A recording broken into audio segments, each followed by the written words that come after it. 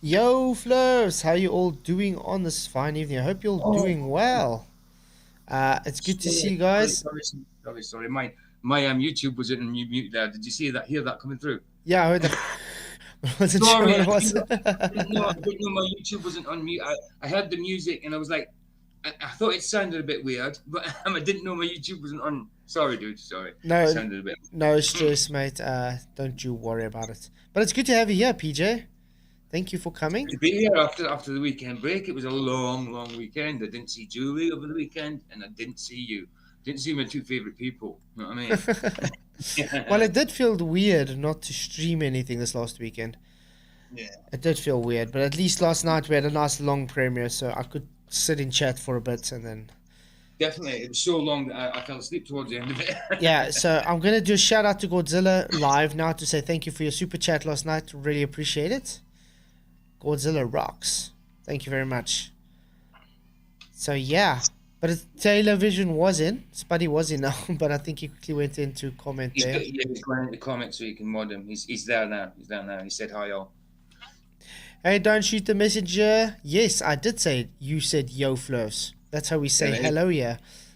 Hey Richard G, good to see you too. Titan Long, great to see you. PJ Cruikshank, obviously. Michael Khan, good to see you. Unfortunately, can't be here this week because he's gone off to Blackpool. Gonna get some awesome observations there, hopefully. Really looking forward to that. And then we got Sean Hawkins in as well and Titan Long. Thank you all for coming, guys. Really appreciate you all coming. It's good to see you guys. If you haven't already, please do hit that like and share the show. It does help to get the show to a wide audience so people will know we're live tonight. Yeah. I was going to say, can anybody sub to Spud? Oh yeah, he's got his new channel. Just put his link in the chat. Yeah, he's got his new channel here. I'm glad you like it. There you go. I'm subscribing. I'll be your 12th subscriber. I'm the 11th. Am I your 12th disciple? Oh. I'm the 11th. I hope I'm not Judas. Oh. So just subbed, yeah. But it's good to see you guys. Anyway, Andrew Johnston, the same guy that gave us 4,000 kilometers of flat horizontal baselines, decided to answer the 27 questions we laid out for Globers. So I'm looking forward to that. See what his answers are. Nice. Yeah, that'll be good. How do you like the poll? Got 16 votes already. Andrew tried at least. Yes, he did, but failed as expected, 44%. Yes, he tried, but did okay, I guess, 6%. Yes, he tried and did well, joke, 50%. Oh, well, it's come down a bit. It was 70 before the show, Yeah. so yeah, there's a little bit of sense going about. But it's good to have you all in, guys. I really appreciate you being in here. Yeah, if you're ready, I think we can start. Because I can only go to 11 o'clock, unfortunately, because the power, the whole week the power's going off at 11 again, which sucks. We only can have 2 hour shows for the whole week. Spud's back in. All right, Spud. Yay, Spuddy. How's it going, mate? Is everybody okay? Yeah, doing good, thanks. Cool. So, Spuddy, what do you think? Do you think he's going to get his 27 answers correctly? Highly doubt it. There's going to be a lot of begging the question and circular reasoning, I think. Absolutely. We'll see. Yeah, they have to for their globe to work. They have to. I obviously haven't watched it yet, so I'm as fresh as you guys on this. Looking forward to this. Hey, Chow Young Cat, good to see you. And Derek Nelson, glad you could make it. Yeah, it's good to see everybody in the house. And I'm glad I can be live again. I must say, it does feel empty when I can't stream. Of course. Hey, Rachie 5 zeros. Why the 5 zeros still? I don't know. But thank you for coming. I've always wondered that, Richie. Why 5 zeros? Always wondered it. I just never asked. I think it's just Rachie. Woo! Zero. But did you see Rachie's latest debunk of Sean Hawkins' pathetic debunk? Actually, very good. Yeah. Hey, whoa! Yes, we did say he'd be a little late. Hi, Neil. Yo, Neil, how's it going, mate? You doing good? I said, hey, whoa! Yo, Flat, how you doing, dude? But it's good to have you guys here. Okay, you guys ready to start the video? Let's do it, man. Let's do it. Hey. Roll it, baby, roll it. Awesome. Now Neil's here. We're all ready. Let's do Yeah, it. now we're ready. Hey, good to see you, Signal Step. Okay, let's do this. Hi, I'm Andrew Johnston. Oh, it's very quiet. I don't know if it's quiet by you guys as well, but for me it's quiet. Yeah, he is very quiet. Let me see. But you might also know me. Oh, wait. Guys, you know what I'm going to do? I'm going to go and open it in another program. Okay. Talk amongst yourself for 2 seconds. No, I don't know why these guys make things so quiet. I know. I think Andrew John, he kind of a quiet talker anyway, isn't he? I think he's not like a hard spoken person. You know what I mean? That is true, yeah. Mm. Okay, let me see. I'm going to try and see if I can open in DaVinci Resolve. Then maybe I can make it louder that way. So yeah, but guys, he tried to answer the 27 questions, so this should be good.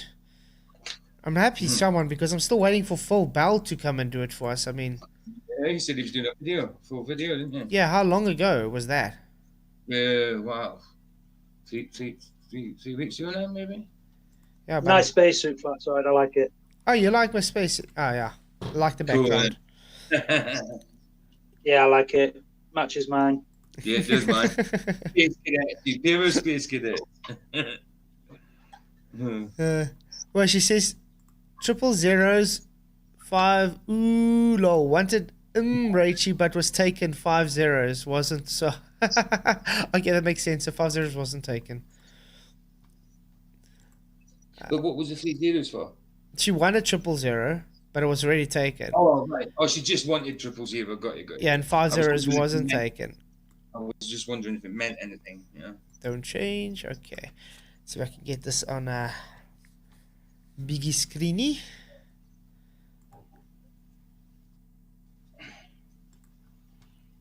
Oh man. I'm gonna. Okay. Let me see. I gotta try and get this like looking all pretty for everybody, that everybody can see what the hell's going on, obviously. Then shake up. Okay. Let's see if we can stretch that out a bit. Get that as big as possible. Okay, let's see if I can get his audio. Yo, I'm gonna blast about 12. Okay, you guys can see what's going on. Yeah. Okay, everybody in YouTube land, I hope you're ready. Hey, Paula, good to see you. I'm glad you're doing live streams again. She had a stream earlier with a Bible introduction thing again, so that was quite cool. I'm gonna watch it when I can. Yeah, I missed that. I have to watch it, definitely. Couldn't watch it fully though, which sucked. Okay, I got the audio up, but now look, it's gonna be so small. I want to see if I can get it bigger. Why? Maybe I can. No, I can only do this. Okay, Hi, I'm Andrew Johnston. is that better? I'm gonna get on 30. You might also know me. Oh, there we go. That's a bit What's better. that? Much better. Sounds fine. Okay. Hi, I'm Andrew Johnston. Hi, but you Andrew. might also know me as various incarnations of Limited Angle, Ted Angle, Ed Angle, Eddie Anglo, Edward Anglican. For a while I was the Portuguese-Japanese character Eduardo Igarisu, 1 through 6, and more recently I've been the very regal Terry Windsor, 1 through 8. And he's supposed to be proud of all those stock accounts. Why? Why is he saying that? As though he's, like you say, as though he's proud of it. I mean, why would you make up all that? The only reason you make up all them names is to troll. Yeah, exactly. And he's proud of it, so. Yeah. Today I'm tackling Flatzoid's 27 Yay! questions the Globe Defenders can't answer.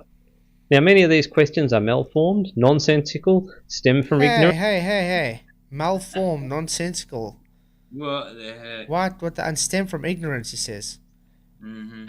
Wow. And he praised you for the way you think and stuff like that before, so he's double-minded, isn't he?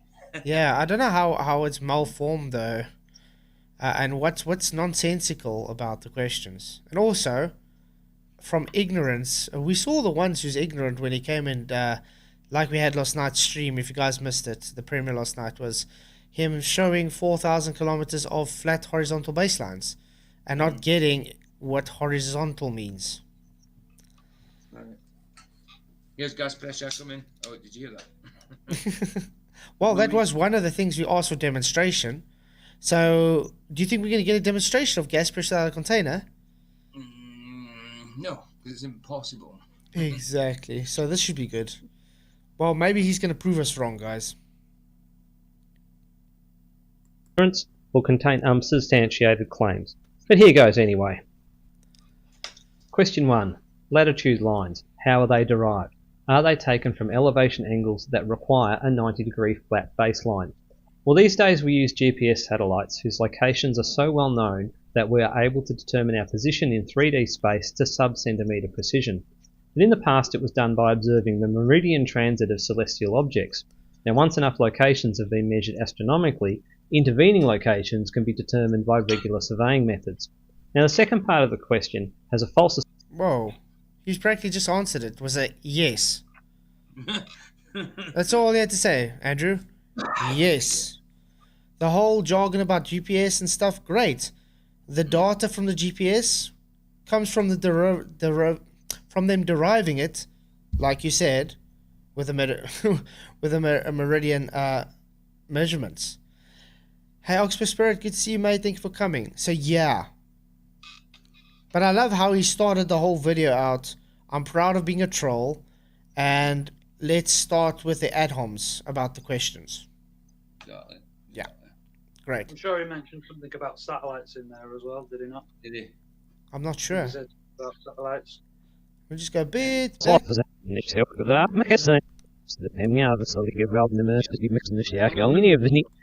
Maybe. Let's check. Maybe get some demons. Intervening locations can be determined by regular surveying methods. Now, the second part of the question has a false assertion and a poor understanding of geometry. What? False assertion and a poor understanding of geometry when he just actually said, yes, they measured through the meridian. So that would mean they took a 90-degree angle baseline for measurements. Yep. So without him realizing it, he actually conceded yes. So, Andrew, yes. The answer is yes. And because the answer is yes, that means it's flat. Welcome to Flat Earth. Fail on question 1 already. Wow, not a good start, is it? Hey, Blind Spot, good to see you, mate. Thank you for coming. Did I say that right, or did I miss something? No, is it? Definitely. Okay.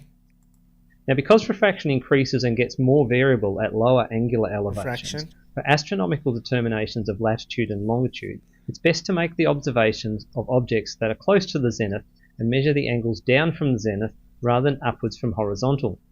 Hence, transit instruments were once widely used to compile star charts and determine locations in surveying. Now, I have no idea what a 90-degree flat baseline actually is, but the issue of refracted sightlines comes up in question 8. Wait. He says we're ignorant, correct? Yeah. Yet he doesn't know what a 90-degree flat baseline is. Yeah. So that's talking through ignorance if you don't know then. Yeah. So he was projecting his ignorance. Yeah. Must they always project? Yeah, exactly. What is it with the projection all the time? They have to. It's the same with circular reasoning. They have to for the globe to work. Mm-hmm. Hey, Jolly Man, good to see you. But, I mean, that's also the issue he has. He says he doesn't know what a 90-degree flat baseline is, yet the whole premiere we had last night was him doing a presentation on a 90-degree flat baseline. What is it with 33 number? 33 watching again. It's just getting ridiculous. The Masons are watching, guys. Isn't it? Hey, Jeff Gas said, good to see you, mate. And Jolly Man, it's good to see you. Yeah, surveying methods. So, fail on question 1 already, Andrew. Not something to be proud of, mate. No, you could have just said yes or no. But like I said, he knows it's a yes, and that's why he's trying to make a whole story up to try and say why it's a globe, without realizing his whole argument just actually validates that the globe is derived from a flat earth, which is what this question's about. In other words, for simple-minded people, does your globe's measurements come from a flat Earth? That's practically what it is in very simple terms. And the answer is yes. So thank you for answering. Yeah? I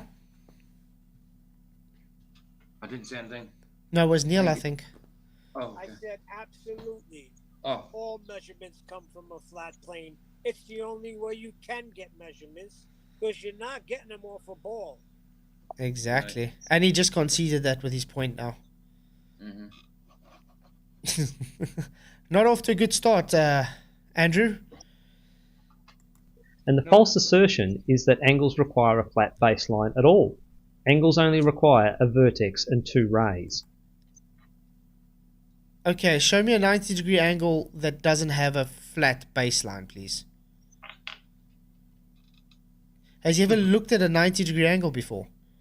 I don't know, do tables have curved adjacents? Or do... No. Yeah, exactly. I don't think your table would stand if it had curved baselines. There'd be problems with it. Well, he's already contradicting his argument there in the first instance because he's saying that even just that one angle needs two straight lines. Mm-hmm. Whether it's a 90 degree or not, it still needs a straight line. Exactly. And then he just spoke about refraction, then which means their tangent would not be straight anymore, so therefore not a tangent. Refraction, Black Swan, baby. Exactly. Oh, wow. 2020. Question 2. Why, when demonstrated in real life, are the shadows on a sphere not what we observe when looking at the real moon? Well, to answer this question, I made up a demonstration in real life. He actually did a demonstration, Ooh, guys. Nice, nice. This is good because we don't get these often. So, guys, keep this in mind. This is an actual demonstration from a glober. I don't know if I'm about to have a heart attack or something. He's already assuming a ball. He's already assuming a globe. You gotta show me proof of that globe first before you use it. I hope those light rays are parallel. That's the problem. First of all, are they to scale? And obviously, he said he started begging the question of he's using an actual sphere now, and that light source he's using, is it parallel as they said? What's the distance of that? Is it to scale? But let's go on. But it's good to see he's actually doing a demonstration. So big ups to you about this. Because, Andrew, we don't get demonstrations from globers. They don't like this. It's like the kryptonite. It's a curse word. I have a globe with a torch behind it projecting the shadow onto a screen. Globe with a torch. I have okay. a 3D. So a torch. So then it's not parallel sun rays.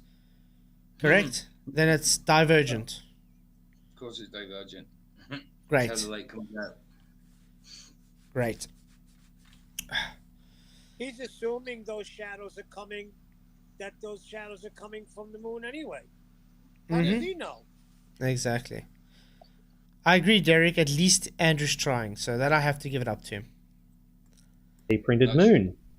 And here is me moving the moon into the globe's shadow. Does that look anything like we see on the moon? No. Looks kind of wonky to me. Yeah, it's... Hey, what about the impossible eclipse? Yeah. When the sun and moon out together, yeah. Yep. Hey, Des Studio, good to see you, mate. Thank you for coming. Glad you could make it. But look It's at... only impossible in the heliocentric model. But look at that. Does that... Looks kind of wonky, doesn't it? It is wonky. I mean, does the moon's shadow go like this? And like... No. Maybe if you squint your eyes enough. Yeah, it sort of looks like it if you squint. Yeah, just kidding. It's an even curve on the moon when it's waning and waxing, isn't it? Waning and wax. That's what you call it. Waning and waxing. Hey, Why Shift. isn't it turning red? Yeah. Hey, Shifty Eyes, good to see you, mate. Oh, wow. Nope, definitely wasn't. And whoa. Why is it got shadow in the middle now and it's still light around it? Yeah, it has. Yes, Jeff, that definitely doesn't look like the moon. I'm a bit confused, gentlemen. Oh, Hey, Adam Meakin, how's it going? Oh, the voice from the south. what gigs are you doing, mate?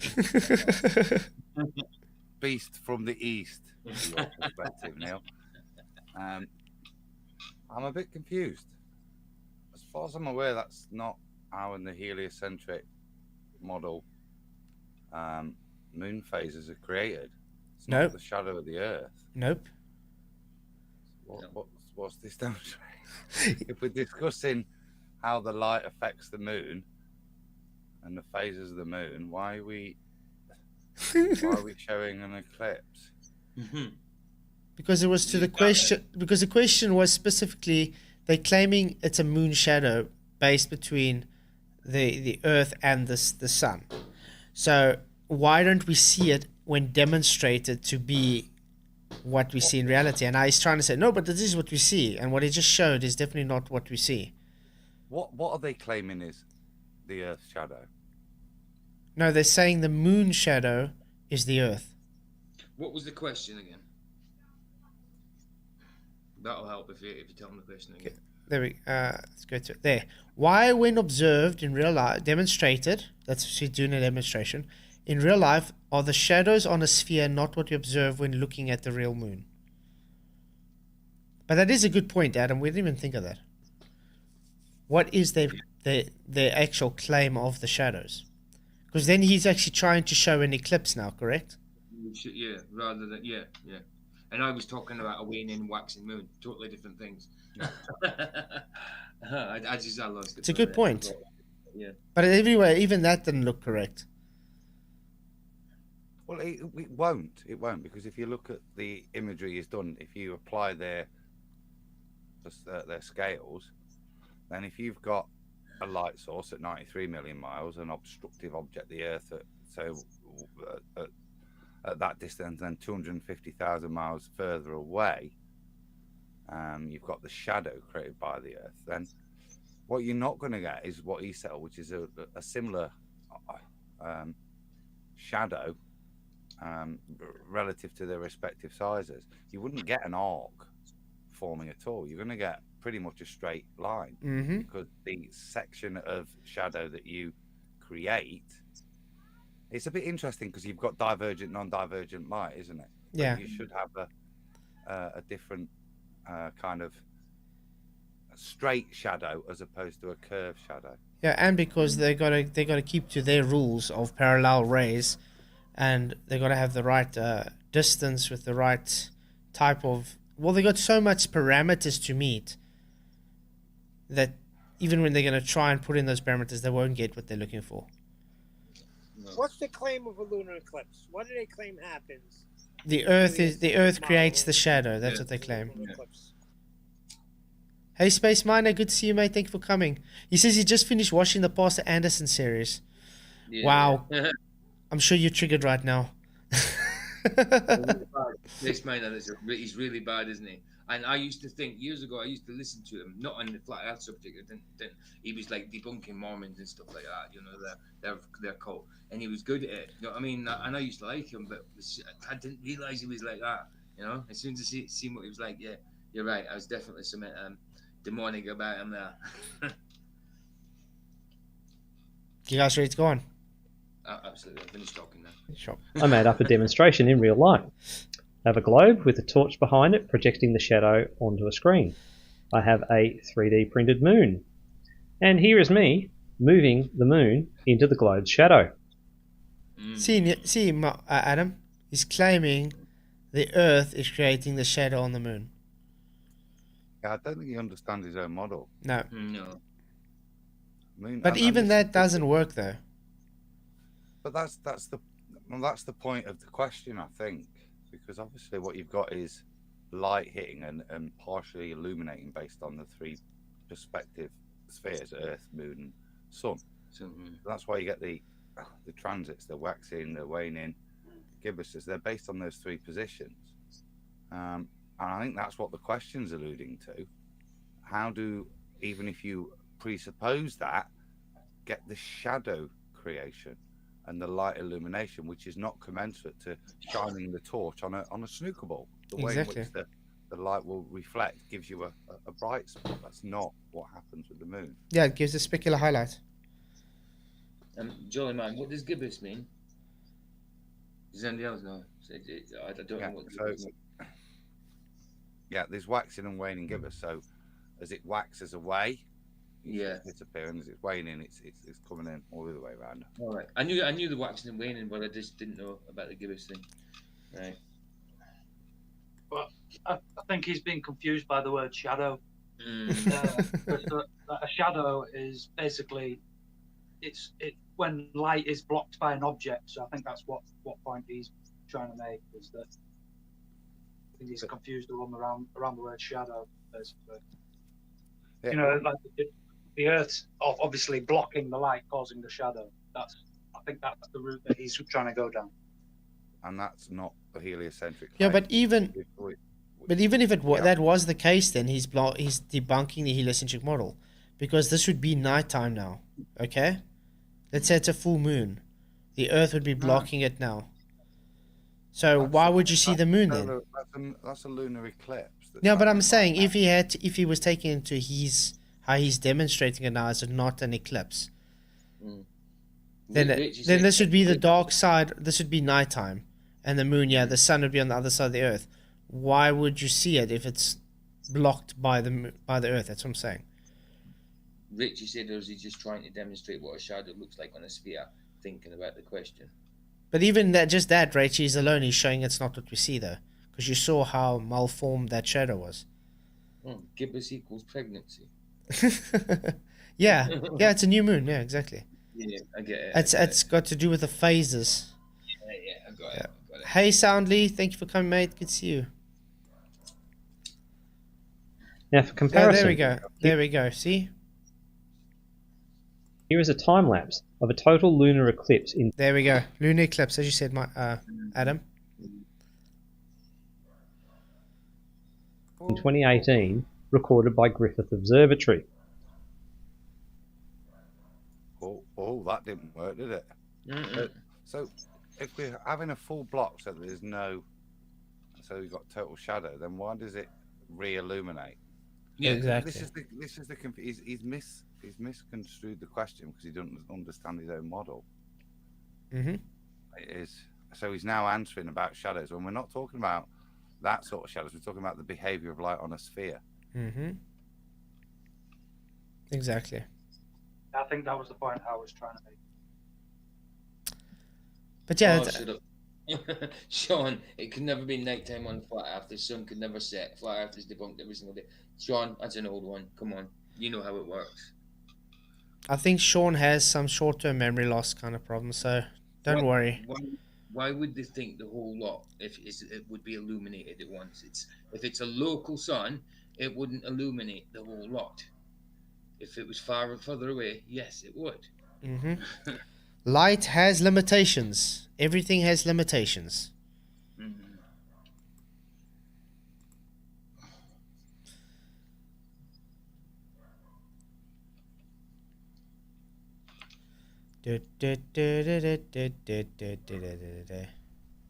And here's a screenshot from each of those videos. And just so it's completely obvious, I cropped out the background from behind my moon. And I'd say those shadows look remarkably similar. That I'd agree. Yeah, they look very similar. Hey, M Stone, good to see you, mate. Thank you for coming. But yeah, it's just him showing he doesn't understand his own model, and definitely doesn't understand the question. It goes back to the point I made earlier in terms of how shadows work and how the inverse square law will apply to them. That's fine. What he's overlaid in his model is a R value commensurate ratio to the moon's R value. That's what the shadow you see. But like I say, if you put 250,000 miles, you don't get the curve, because the section of the Earth that's sufficient to obscure the whole diameter of the moon doesn't have to be a third of the distance of the Earth. It can be a very small part as the shadow fans out. So they require that match to be non-shadow behaving shadows. They don't follow the inverse square law. Yeah. And Sean, I didn't go to high school. I went to an academy. We don't do high school in Scotland. We do secondary school. And I mean, Scotland has. And Scotland, I think you guys have quite a high academic rate, though. Yeah, it is very good. Yeah. It's apparently, No. yes, yeah, it's better than England, dude. No, Well- it used to be. Until, no. I would concede the point. It used to be until Yes. the SNP. Scotland used to be the top of all the academic charts. Until Yeah, the you're right there. And now you're bottom. Yeah, right. You're right. See, I haven't kept up to date with it, but yeah, when I was at school, it definitely was that the academic rate was higher, definitely. But you're probably right. I haven't got a clue. Well, all I know is South Africa's falling out the bus. They're trying to push for an 18% pass rate. You practically just need to write your name and surname, then you can pass.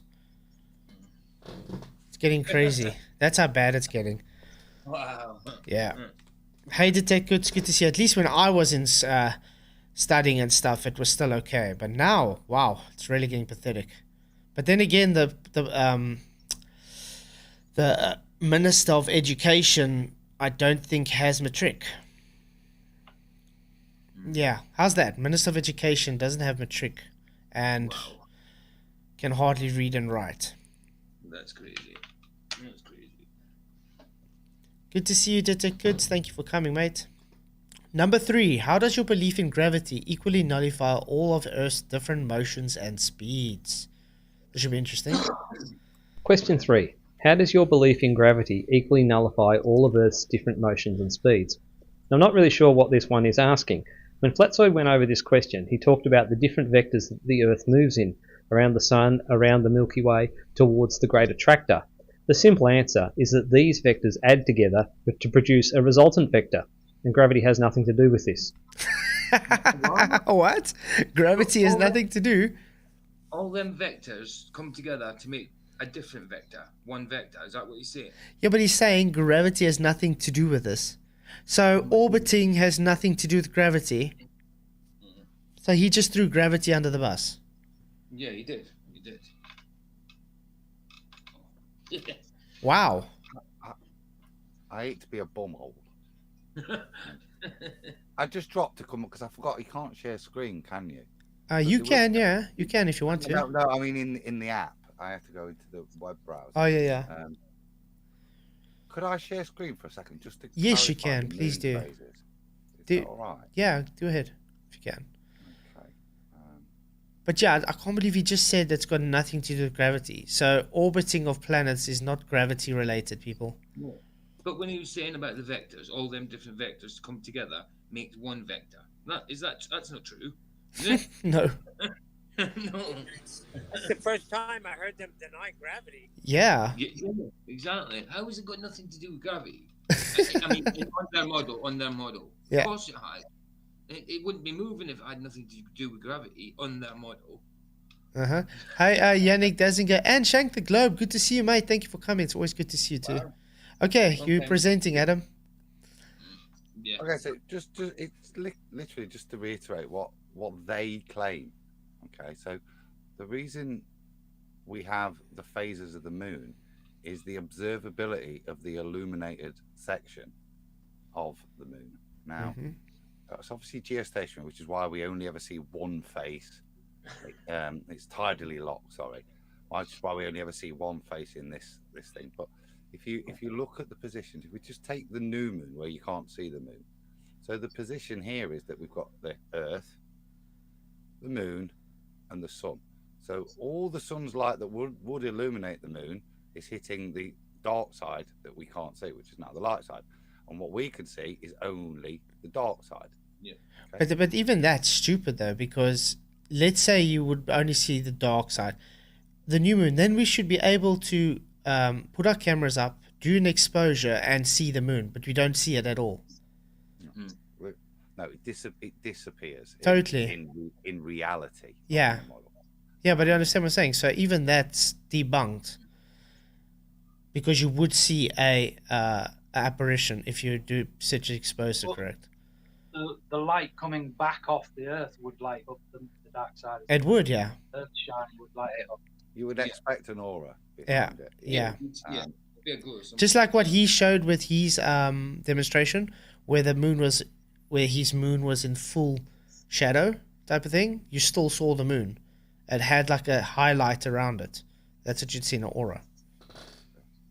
Now, the converse is obviously a full moon, where the positions are reversed, so that the Earth is now is the center of the three bodies, and the full moon, all the light is hitting it and reflecting back to the Earth, so you can see a full illumination. There's no obstruction. Now, when we've got waning crescents and waxing crescents, so this is a waxing is like it's growing. Yeah. And waxing gibbous is it's growing into the full moon, and then you've got waning gibbous. Now, gibbous means it's much easier when I've got my slides. Gibbous describes more than half moon, and a crescent is describing less than a half moon.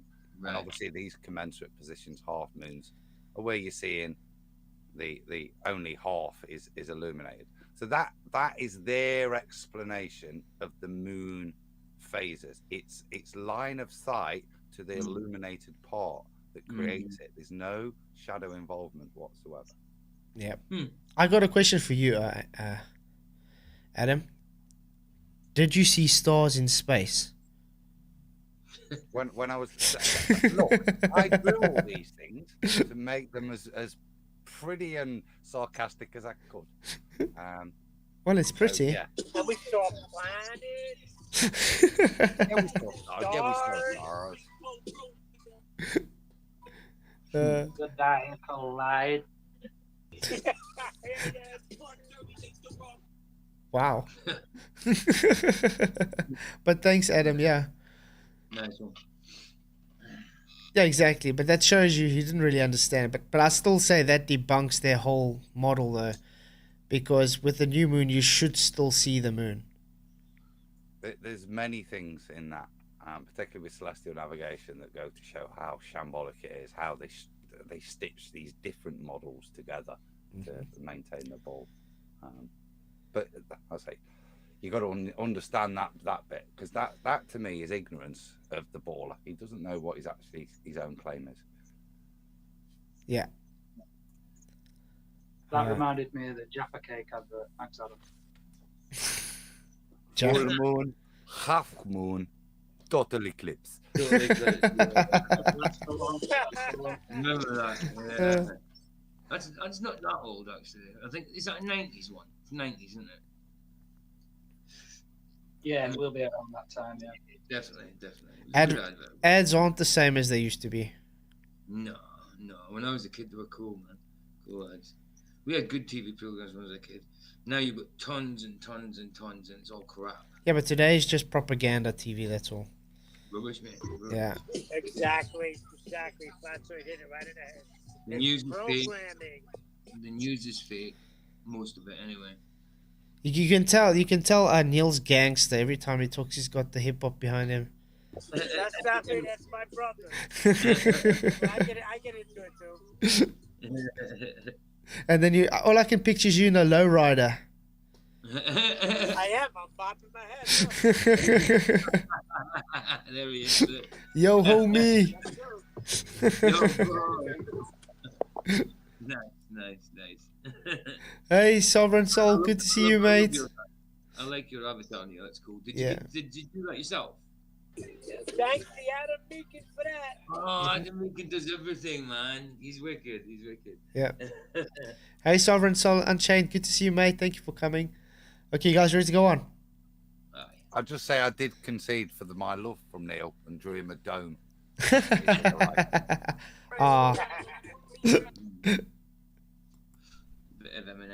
Question 4. Do bluffers understand the difference between globes? So that was it. Number 3, he just said, we've got nothing to do with gravity. So he threw gravity under the bus and that was it.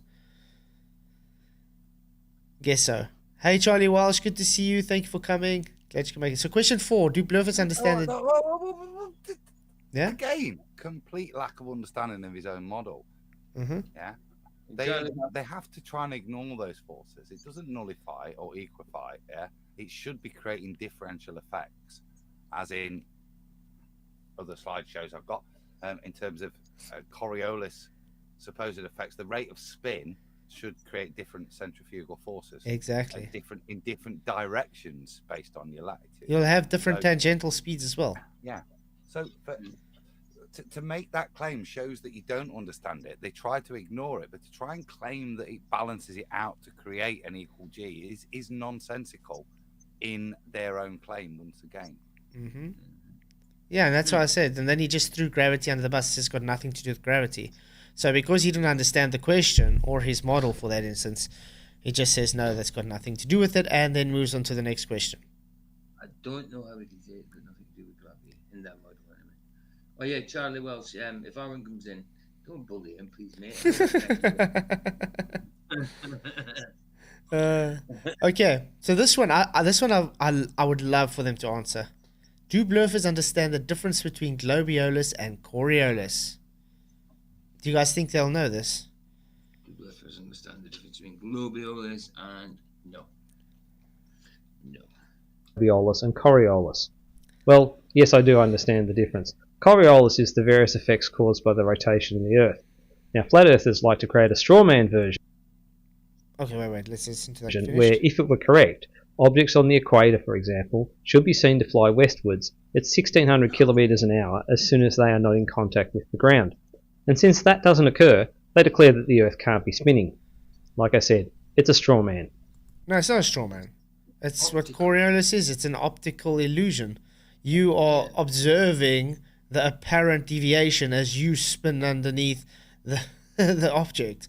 So if a plane is flying not with the same reference frame, it's a separate reference frame, it's in the non-inertial, it would seem to be deviating because of you moving away from it underneath. That's what Coriolis is. Correct? Coriolis has two reference frames. Mm-hmm. Globiolis has one reference frame and lots of actual forces to give a slight deviation, not commensurate with Coriolis, but basically sideways motions and a differential in sideways motions based on rotation speed at takeoff, because you rotate gentle speed. Yeah. So no, he doesn't understand the difference because he actually believes that Globiolis, he said Coriolis relates to the Earth. It relates to many things. It relates turntables, for instance. To two different reference frames is what it relates to. He's tried to mean it's explicit to Earth, and then gave a good description of Globiolis as if it was Coriolis. It's a very good example of what we warned about, which is Globiolis virus. Exactly.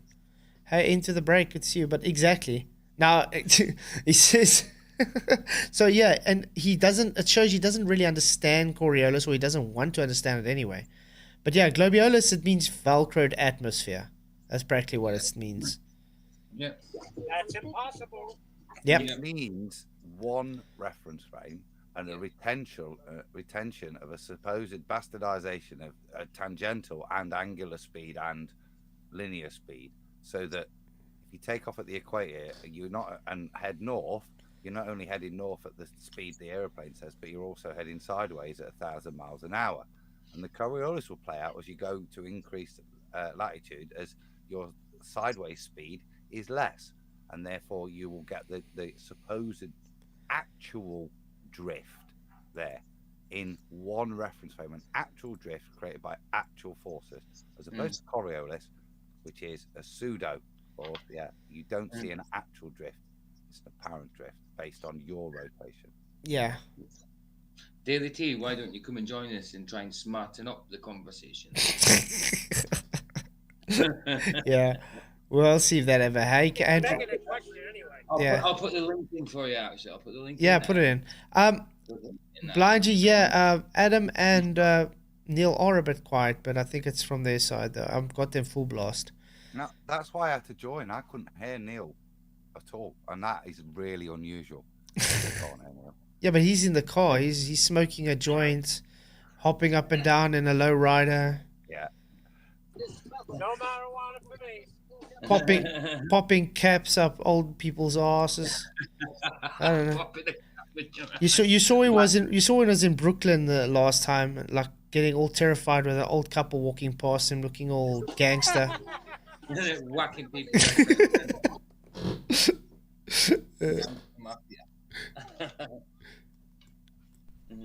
Question 5. How can Wow, was that it? He didn't even try to talk about Globiolis, did he? No, he just said it was a straw man, pretty much. Oh, okay. Anyway, yeah. There's the link if you want to come in.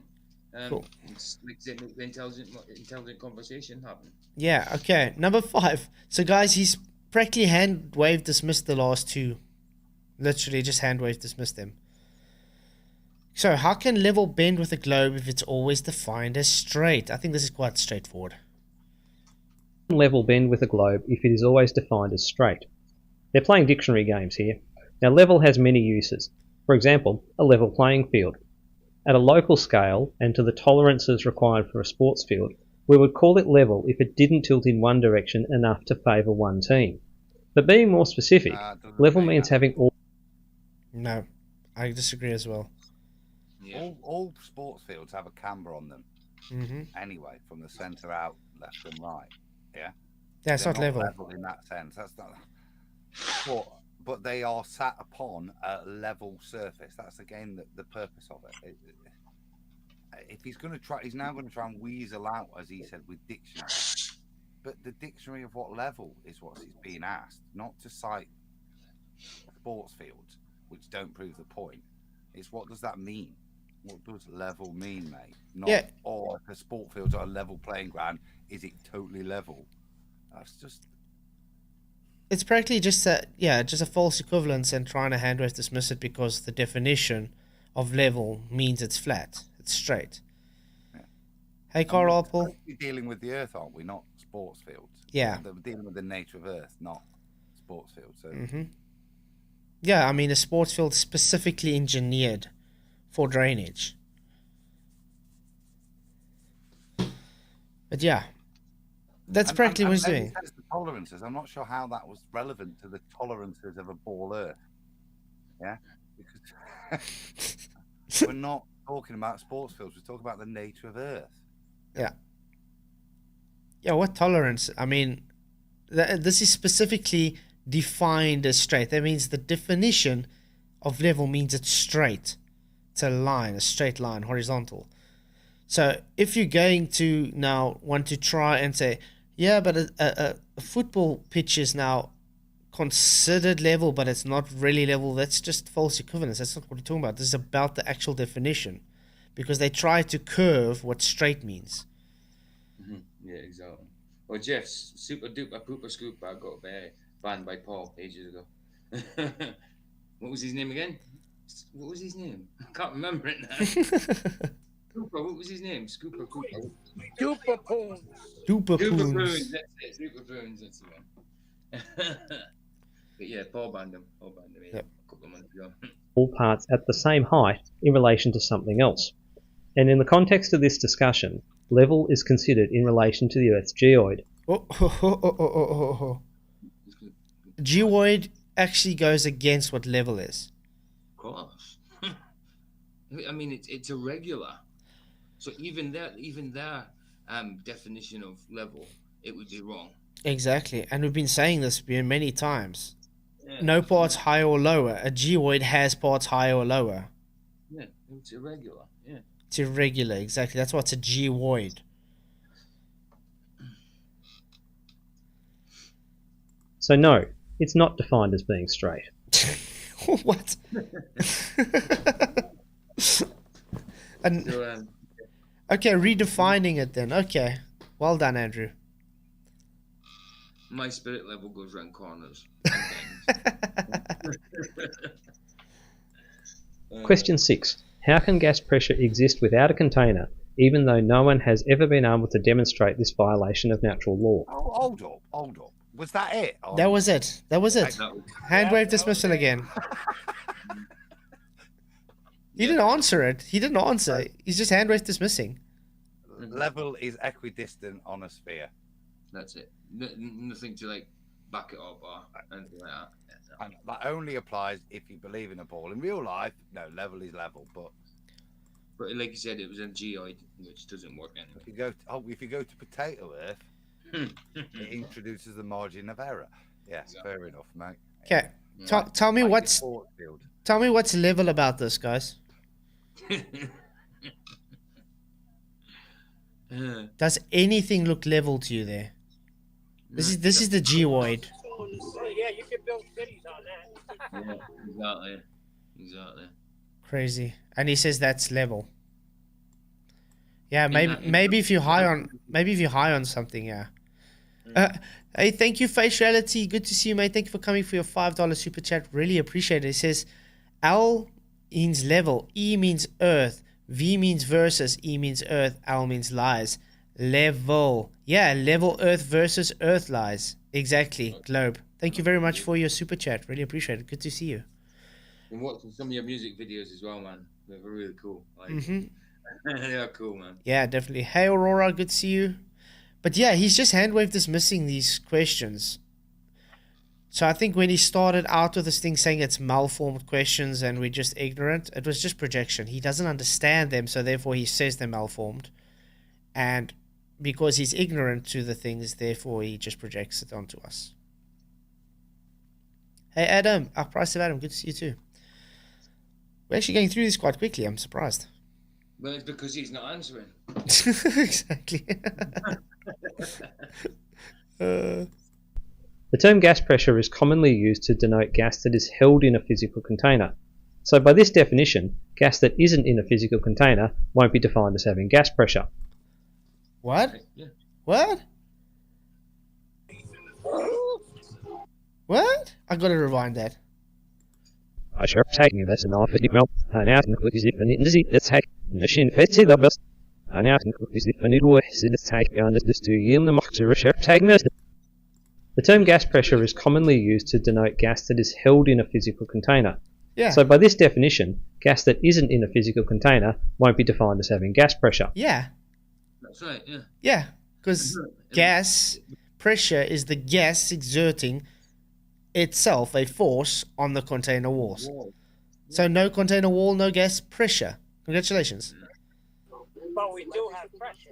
Exactly. So therefore we have containment. Correct. But I want to see if he's going to follow through with the second part of this question. But really, the question is whether gas molecules can be kept under pressure without the use of a physical container. And yes, they can. But containment doesn't have to be caused by a physical object. What? Demonstrate that, please. Yeah. What? Exactly. Demonstrate it. Okay, let's go on. Matter can be contained by forces. For example, electromagnetism can be used as a way of containing... Whoa. Show me electromagnetism holding gas in. That's never gonna happen. Does this guy not... He's probably alluding again to plasma. Yeah. It's not gas. Yeah. Yeah, plasma's not gas. It's the fourth phase. Ever heard of the fourth phases of matter? They have to use the electromagnetic field when they're trying to contain the plasma within a container, by the way. They don't just like do this in a garage. It's then within a container as well. Exactly. That's why I won't make fun of them and say arc reactor. Yeah. No, really, dude. He actually conceded, yeah, it's gas pressure requires containment, and then it says, yeah, but we just need a force to hold it. Okay, but you don't have a force. And the force you're trying to use now is not for gas. It's no longer a gas. It's ionized. It's a plasma. And it needs containment to create that plasma field. So it's actually a mute answer. He's debunking his own answer. And like I said, I want to see if he's going to keep to the second part of this question. Demonstrate. charged particles. Gravity, however, produces a force that acts on... Well. Gravity is not a force. Gravity can't produce anything. It's a mathematical construct based in pseudo-Riemannian force space. So how can it create anything? How can it create a force? And Adam, I remember a few years ago, remember we said, what if we did give them to it as a force? Would it even be able to do anything? I think the answer was no. It has to be, if you give it him as a force, and then you observe gas behavior, then it has to be a force that acts on all matter except gas. Exactly. So it then negates itself. I just want to... How can gas... He cited plasma. Plasma does exist, you get it form for seconds, because there is containment, but it needs its own specific electromagnetic containment for it to happen. So when that's not there in lightning, you see, it dissipates rapidly. Proving a container. You're going to go to a fourth state of matter and then find that, the best way to contain that is within a container and the electromagnetic field. I'm not sure how that negates the argument that gas pressure is needing of containment. Yeah, but like I said, plasma and gas, two different phases. Yeah, that's what I mean. Why have we gone to a different state of matter to prove whether or not gas? It seems a non sequitur. Yeah, it is. Even if you then allow it and evaluate it, it still requires containment of two types in this case. Physical and magnetic. Yeah, and I think it's a vacuum chamber they use as well. Yeah. You can't have the other stuff in there, otherwise that would plasmarize, wouldn't it? So you have to evacuate, fill, and then try and contain. So. We've had the blind spot join us. All things with mass or energy. Gas particles in the atmosphere are for the most part prevented from leaving Earth by the force that gravity produces on them. The second part of the question has a false assertion, that the pressure without a container is a violation of natural law. Now, firstly, what natural law? Second law of thermodynamics, the law of entropy. Yeah, very simple. What do you mean, what law?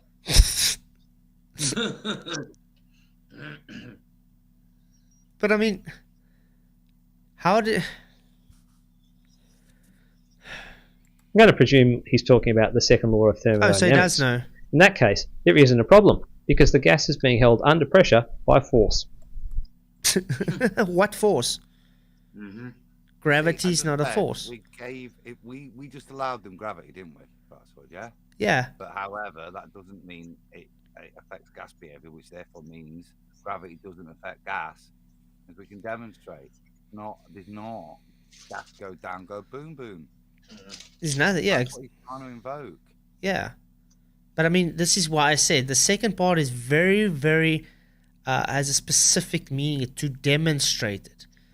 Not to go and try and explain why you don't understand how it violates the natural law. It's called demonstrate, because if it wasn't violating natural law, would you be able to demonstrate it? Yes. The mere fact they can't demonstrate it shows they know it's a fantasy. Well, if they could demonstrate it, it wouldn't be a natural law. Exactly. Because they would be violating they'd have it. a Nobel Prize, wouldn't Yeah, they'd be violating the natural law. And I mean, this is, by the way, Globies, if you haven't realized this, your whole heliocentric model is based on entropy. So you can't throw entropy away because you need it for your existence on your model. So you can't call it not a natural law. Yeah. Can we say hello to the blind spot, Flats? Oh, yeah. How's the blind spot? How's it going? Yeah, I just couldn't hear on the YouTube stream, so I thought I'd join in so I could. I really wanted to hear the dulcet tones of Adam Meakin. That's really the one. I'm looking forward to report night. I've been working on it, Adam. I've been working on it. I shall push you no more, sir. I shall push you no more. Yeah, I don't know how we can get it louder in Ellemnet, though. It's like weird. It's really quiet, honestly. I don't know. Because like I said, I've got a full blast here. I mean, even on my... Talk quickly. I'm going to see if I can maybe... Put on... I'm like pushing it to like peak on here. Okay. Well, let's go on. As you talk, I'll try and see if I can set it a bit. And if you really want to pick nits, at an atomic level, gas particles don't actually bounce off the matter that the container walls are made of.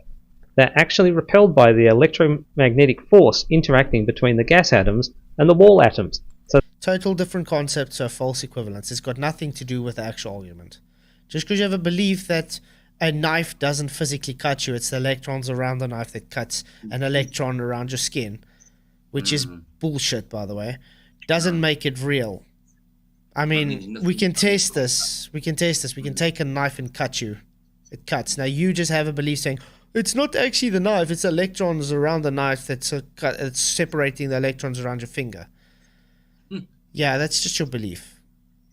I remember they pushed this nonsense to me when I was in school as well. Yeah, but the funny thing about that is it's paradoxical, isn't it? Because these are the anti-atomists that use that kind of argument, but that's an atomistic concept that we accept isn't true. It's just a way of comprehending the majesty of the atom.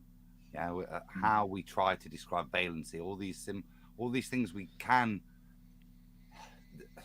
use in chemistry, we use that concept. Now, if you're that ignorant of that concept and believe you've got these little E's orbiting a cluster of P's and N's, and that look, there's clearly a big gap between them, then that really is your issue. You're attacking a concept, not reality. And again, it goes to the level of retardedness, as if it's some kind of valid attack. Oh, you're cutting with nothingness, aren't you? Basically, as you say, with an electron. What does that prove? What benefit is that? Have we? And in this case, at this point, you can have your collision based on whatever. Is there still a collision between the things and the container, or are we just redescribing or imagineering a new way of collision? Yeah, that's the saying. He's trying to take the need for containment and trying to repurpose it with a different concept of saying they don't actually touch anything. You see, that's just trying to. So he's trying to say, oh, but even in a container, the gases don't actually touch the container, so you can't say gas pressure needs containment. Yeah, guys, I said proton. Is that what we're after? That's what he's apparently saying. Yeah, that's nonsensical. Mm-hmm. It shows he doesn't understand the concept of the atom, and he's reifying the concept of the atom to make his point. Yep. So they are already being contained by a force. Question 7. How does a So they're just saying they are already contained by force. You see, that's exactly. So it's just him not understanding the question again, not showing a demonstration, and trying to handwave dismiss it again because of his assertion on a false equivalence of another concept. Okay. How do gyroscopes process 15 degrees per hour in free space? gyroscope process 15 degrees per hour in free space? In physics, the term free space means a perfect vacuum, but Flatzoid is actually using the term to mean that the gyroscope is not attached to anything and therefore won't process. And he's actually right about this. But the question really is, why do we see a 15 degree per hour precession on Earth? Well, that's because what we observe as precession is the gyroscope maintaining its orientation while the Earth rotates. Wow. No, Andrew. Then why do we get exactly the same precession if I'm in a hot air balloon, for instance, not on the ground? Gyroscopes don't process at 15 degrees an hour. Faulty They'd be gyroscope. useless. They'd be useless. Exactly. Yeah. Wow. If gyroscopes process at 15 degrees per hour, yeah, then that to demonstrate, and that means the Earth's rotating, then a flight from LA to Charlottesville, yeah, will be significantly reduced. This is nonsense. This is a false claim. It's a loaded question. I like it. How does a gyroscope process at 15 degrees per hour? Who wrote these, by the way? They're quite. We all did. We made it. Yeah, we took all of these did 5 minutes after one stream. We're like, let's make some questions for Globies. That makes more sense. That smells like a Flatzoid question, actually. Loaded. But you see what I mean? He didn't say no, they don't, because they shouldn't, even in their model, once again. Yeah? They don't do that. This is the point. If you're going to use gyroscopic precession, it really does a game based on your latitude. Yeah?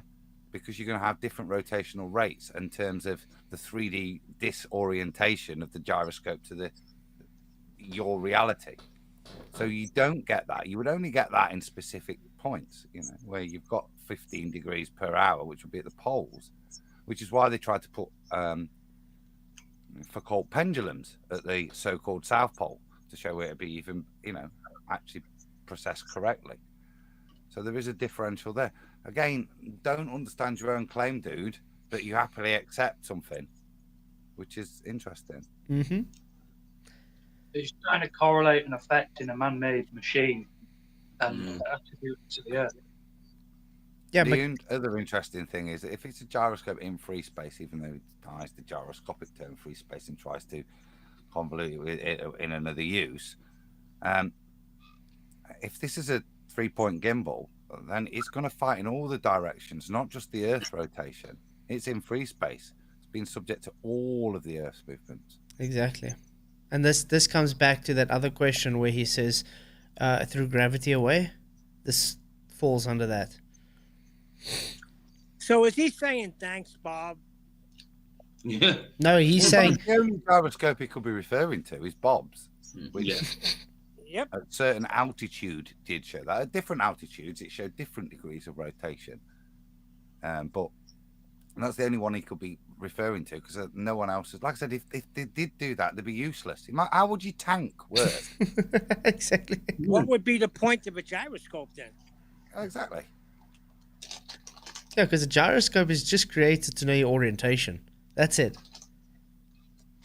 It's just to know orientation. It's not moving, we are. Question 8. How do you have a tangent if all lines are bent thanks to refraction? Obviously this is about measuring elevation angles from the horizon and how the light coming from the horizon is curved slightly by refraction as it travels to the observer, and the effect this has on the accuracy of... Sean, this is one you should pay attention. Remember you say you think tangents aren't straight lines that touch a curve? If you guys missed that, Sean Hawkins doesn't know what a tangent is. He doesn't know it's a straight line that touches a curve at a point. So he thinks if you take two spheres and put them together, there's no straight line in between them. Yeah, that's a Rumpus move there. Rumpus tried that nonsense. But now let's put that to the equivocation of Earth. Show me where the second sphere is. There is no first sphere. How am I going to show you a second sphere? No, but I mean even on their model. Even in their fantasy model. What model? Oh, the fantasy model. The one that we still have not seen. No. The one that's not been presented to us. The one that doesn't exist. That model? That model. Yeah. I don't think he's getting the point, is he? No. Because he says even if the light's bent by a little bit, the second it's not straight, it ceases to be the tangent you're trying to work from geometrically. Exactly. The rate of bend is the qualitativeness of that bend, even if it's R or 7/6R, which is what you claim, prevents it, as if you could quantify it. But the second you admit that it's bent, it ceases to be a tangent in any respect whatsoever. Right? As minute as it is, it's useless to you geometrically. That's the paradox you're stuck in. Yep, no straight line of sight then. Exactly. Exactly. And Sean is still not seeming to understand it. I think the tangent can't be with two curves. Celestial navigation. The short answer is that refraction is accounted for in the dip corrections. In this diagram, the observer's eye is at E. H is the horizontal direction. Have you noticed he's not actually answering the question here? This is him showing he doesn't understand the question. No. They do it. He doesn't even know what a tangent is then. Now he's going Let off him and go. saying... He's about to hang himself. Oh, he's already hanged himself, but okay. From the observer, T is the tangent to the horizon point the observer thinks they're looking at, but R is the refracted position of the horizon, the direction they're actually looking at. The angle from H to T would be the dip if there was no refraction, and the angle from H to R is the refracted dip angle. The effect of refraction has been measured, modelled, and can be predicted. Taking a fairly high observer height of 25 metres, the geometric dip to the horizon is 9.6 arc minutes, and the refracted dip, as stated in correction tables, is 8.8 arc minutes.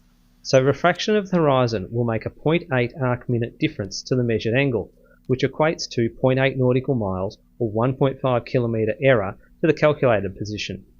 An observer at just 2 metres will only have their calculated position affected by 0.2 nautical miles. Still missing the point. What is the tangent? If it's bent, it's no longer a tangent. Right. He's also requiring all of this to not have a moving geometric limitation to his Earth, because all these secondary movements are based on this R value. Now, when he's describing these dip tables, they do have commensurate curves, but they don't relate to the same thing. What he's describing is the effect of as you gain height, how the angle increases to the deck. You get more angle to the deck as you go up. That means you see further. So there is a slight difference in the point of resolution of the horizon because you've got more bottom the higher you go up. It's very, very small. Mm-hmm. Yeah, and it creates a slightly curved line. It's not a circle, by the way, but it creates a curved line which can be approximated to the 8 inches per mile, which is not a circle. And that's what you see done here, is what they'll try to... But see, fundamentally, in all of this assumption, if you're going to approximate the two, they've got a hill that's moving. Yeah, they've always got that geometric horizon is moving. Whenever you look at a hill, it doesn't move. Yeah, but their hills move and flatten out. Yeah, That's an impossibility. Yeah. I'm looking at a hill right now. It's not moving. No. And on a clear day, you can't see further over the hill. But that's the fundamental claim here of what they do. And now, if you admit that, then it's never in a fixed position. Therefore, what would be the point in accounting for something that you don't know what it's worth accounting for that day based on atmospherics in their world? Yep. Yeah. The black swan is the rebuttal to that. Suddenly the horizon is in a very different position. Mm-hmm. Yeah, and I mean, Black swan, baby. I mean, you simply just answer. Yeah, you simply just explain. It's just field of view pushed out further. It's a calculated thing done. Yeah. It's done via practicality. So there's some bloke going up higher and higher and higher over a flat plane is exactly how it's done, and seeing where the horizon renders. That's how it's calculated, and it's based on that. If you look at the early stuff, there is no picture like this for dip. Yeah, it's described as height of eye. We're not adjusting to a geometric curve. We're dealing with the adjustment required for the eye to be higher and higher above the deck, the flat surface. That's how it's initially described. It's then bastardized, and then bastardized further with bendy tangents. See here. Bendy tangents. Yeah.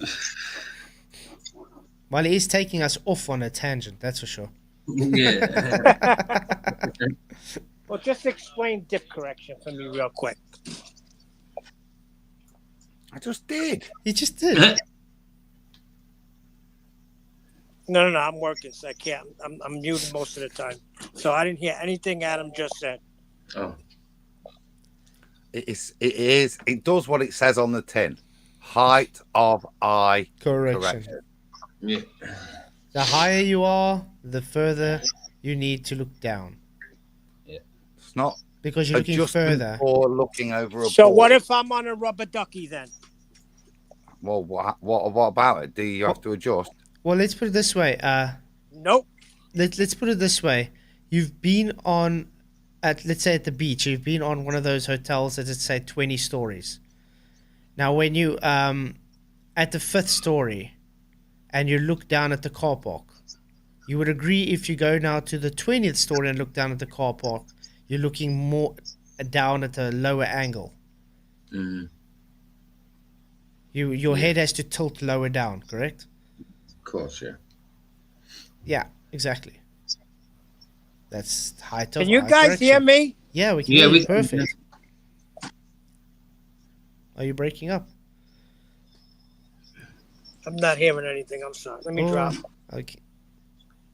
Let's carry on with the question. Let's see if we can get it finished. miles, or around 370 Hey, meters. Alan. Good to see you, mate. In the context of celestial navigation, these possible errors are inconsequential and are already accounted for in the dip corrections. Question 9. Why do astronauts require snorkels in a vacuum? Well, to be picky, they're not snorkels in a vacuum. They're snorkels in a spacesuit. The inference here... No shit, Sherlock. Snorkels in a spacesuit. But they are in a vacuum. Hey, Andrew Johnston arrived, guys. Thanks for confirming that you don't think the horizon is at eye level. Never said they are. Horizon rises relative to eye level. So in other words, it converges to eye level. It's an optical effect. It doesn't physically rise. It's only an apparent position. We have to remember that what are we using that horizon for? Yeah. Why do we have the dip correction? Whether it's described like that or with a ball, or as I just previously done, we do it to ascertain a level, okay, optically, which is a very difficult thing to do. But if we've got a horizon and we know our height, we can do that. We can define, as it shows in that diagram, H, because that's what we're going to work with. Irrespective of their bendy, curvy, straight lines that are heading for a ball, all we're going to do it with is H, because that's what's going to define our elevation angle. So we use the horizon to do that. We don't have to have the horizon. We can go even higher. We can all the way up to Z, and we can use a bubble sextant. Yeah, and we'll still get the same angles to Y and Z, which is in denial of the geometrics shown to you. And when we talk about openness of angle, just that elevation angle, it shows you how far the stars have to be away. So the elevation angle is kind of elevation height of eye is irrelevant to the play out of any parallax with regards to why the star's height. But you can see it's important when you're relating to the deck, which is the thing you're going to navigate upon. It's really important to give you accuracy there, which is the only purpose of the correction. But the correction is to ascertain a level, and that level is parallel with the surface. There's no way in their diagram that when you ascertain a level, as the previous question said, what does level mean? They mean equidistant from the center of a ball. When you ascertain H via dip, that H is only parallel or level with a flat surface underneath it, which is the thing you can navigate, not the ball they've tried to pretend you've aligned your horizon to for your dip. Do you understand the con? Yeah. And that horizontal, that parallel requires your perpendicular. So it's going to have the same perpendicular. Exactly.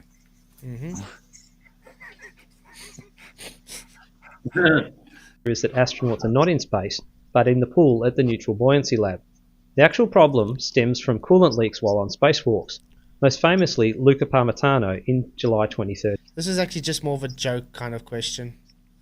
Because because they're making it mandatory now for... Stop it. This is the best, honest, detailed answer he's given. Yeah. Yeah, but he's already thinking they are actually in space. That's his problem. He's given us the best rebuttal I've heard. No, they're in the water pool at NASA. He's not admitted that's where everybody is. But he's admitted where they are and why they actually need them. But now he's going to make up a bit of an excuse as to why you might need a snorkel in a swimming pool, really. Is it health and safety gone mad? Yes. Why, isn't it? Hold on. Do spacesuits come in Armani? They don't come in Armani. I'm not in. Gravity The water leaking into his helmet wasn't being pulled downwards, and because of surface tension, Hold up. it See? began... Right. Oh, hold up. The what? Leaking into his... The water. Water. Leaking into his what? Spacesuit. Spacesuit. Without So gravity. this thing that can cope with space, the pressure differences, and maintain a pressure, leaks water.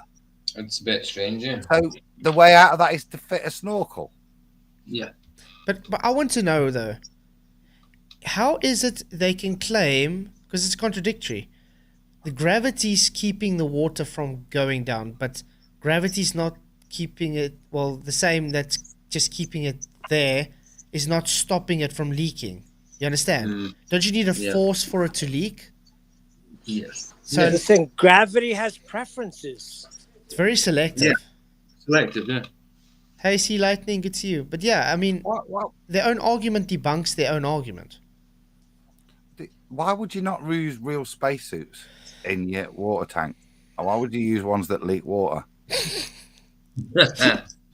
Or perhaps Real they spacesuits are. Hold on. can't Perhaps leak they- water. They can't even leak a little bit of gas. That should leak nothing. Yeah. No. So why would you not use the real stuff when you're training? Why would you use leaky things that leak water? Why would you not just use your spacesuit? Well, I'm taking a biblical stand. Maybe they are going up there. In water. And the Bible says there's waters above, so I don't Right. know. So if there's waters above, right, do you want one that leaks water? No, I want a submarine. Yellow submarine. Peace and love. Yeah. Are the spacesuits supposed to be pressurized? Yes. Is that what they tell us? Yeah. Then if you have, and I think Flatzoid, you showed that video of the tin can in the vacuum chamber. Uh-huh. I think it was you that showed that. Like, if you have a leak, well, buddy, it's game over. Mm-hmm. Right? Like, No doubt about it. Yeah, I mean that the because the pressure's so high, it's going to try equalize, and therefore it's going to, that little pinhole will become a fist size, and then that little fist size will become a body size. You understand? It will literally perforate into such a huge gate. just tear you apart. Yeah, it Yeah. will just tear apart, and that's like instantaneous. It's not going to be gradual. Look Because- what happens in that movie Interstellar. Gravity is Finkel. But yeah, it's crazy. Developing his head, and thus he was in danger. But like I'm trying to say, with the water, if they're claiming there's no gravity, so that's why the water is drowning the astronauts, then why did the water leak in the first place if there's no gravity? You understand? Shouldn't be able to leak. Of drowning in space. The makeshift snorkels were 50 centimeters long and gave the astronauts the option of breathing air sourced from somewhere away from their head, giving them significantly more time to return inside should a leak occur. It's just like this Augmented reality. Yeah. Yeah. We've been through this. We've been through this many times. Yeah. They're making it up as they go along. Yeah. I mean, you can look at his eyes. He doesn't even look at where he's looking. He's looking at a he's screen. Of course. footage of Chris Hadfield wringing out a wet washcloth. The water sticks to his hands instead of dripping off. Now, Flatzoid has claimed that this clip is augmented reality. Yeah. It is. Not because I claim it is, Absolutely. because it is. Yeah, This is there. all computer generated. He's not seeing what you're seeing there.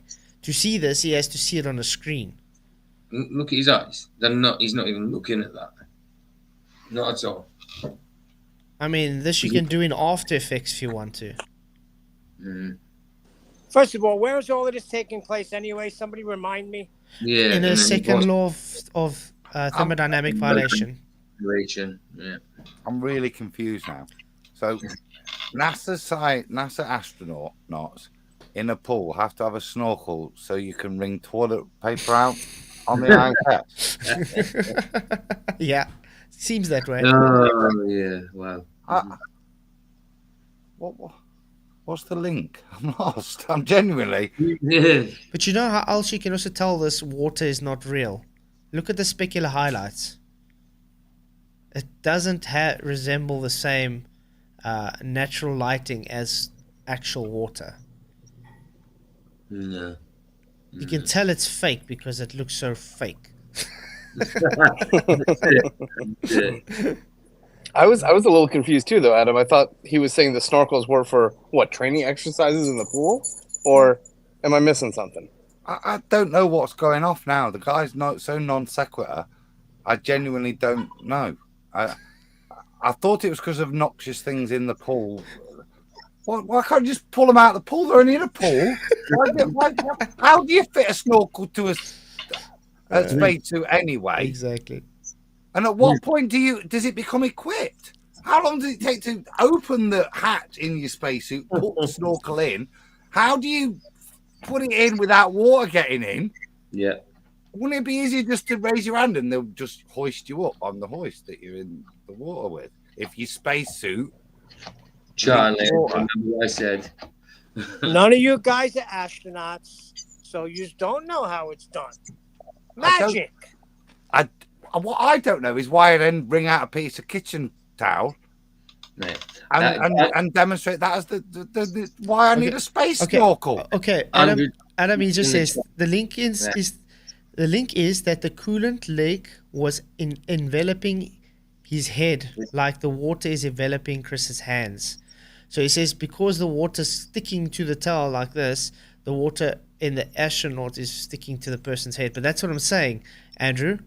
The issue is that if you're claiming gravity's keeping it from, it's busy moving around and suffocating him, how did you have it leaking in the first instance? There's no gravity, no force. I'm on the ISS and there's a coolant leak, yeah, and suddenly it envelops me. So luckily, thanks to NASA and the standard equipment you have to carry, I pull out my space snorkel, yeah, whilst in the coolant leak, yeah. So as I pull it out, I'm assuming it. Well, do I have to evacuate the tube first and hope it can stick out past the? Can I not walk just out of the coolant leak, or is it going to stay around with the coolant?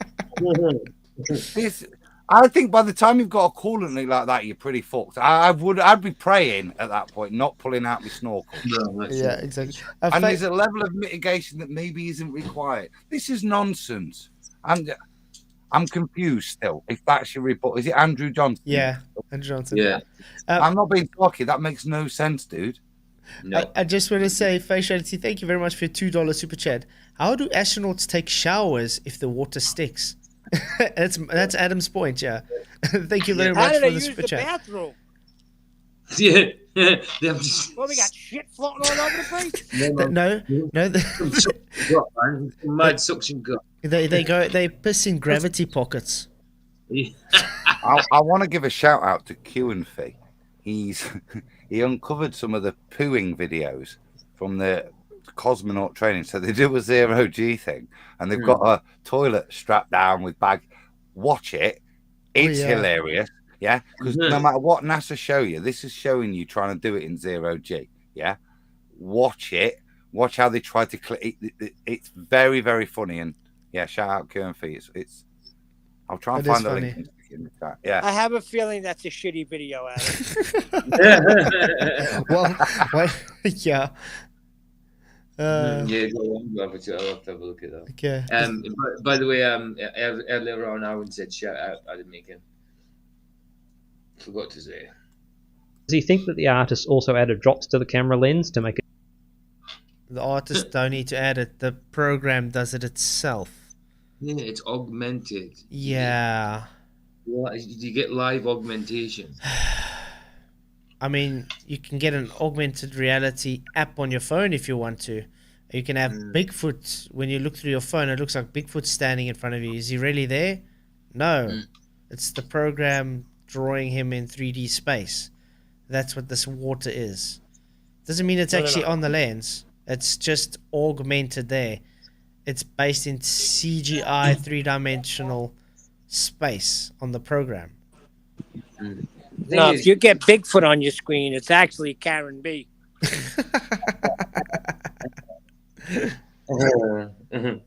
Cheers, Charlie Walsh. Thank you for coming, mate. Really appreciate you coming in. Oh, Charlie, what are you like, mate? You're mad. You're off your nut. Get more believable. Question 10. That was it. Okay, what do you do if there's a leak on the ISS? Oh, yeah. I was waiting for this one. What do you do if there is a leak on the ISS?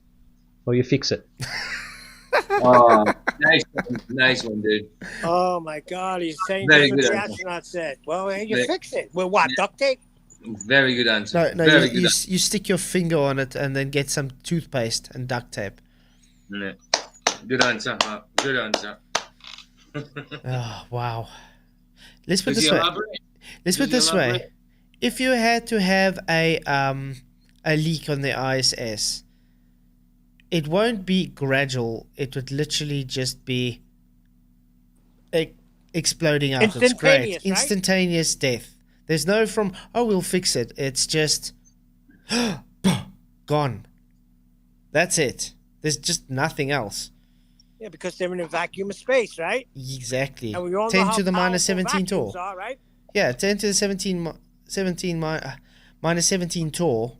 And how much is the pressure inside the ISS?